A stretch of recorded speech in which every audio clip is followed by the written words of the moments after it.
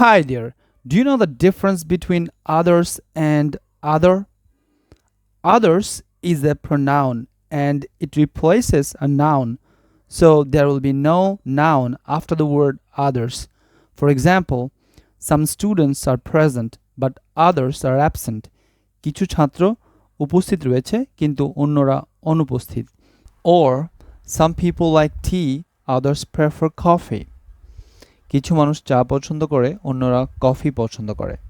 On the other hand, other is an adjective, so there is a noun after it.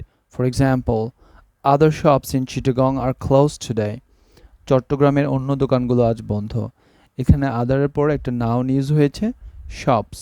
Or the other boys are not present. অন্য ছেলেরা উপস্থিত নেই। অথবা আপনি এটাকে এভাবে বলতে পারেন the others are not present. এখানে others বসাতে তখন নাউন বয়েজটা আর বসবে না।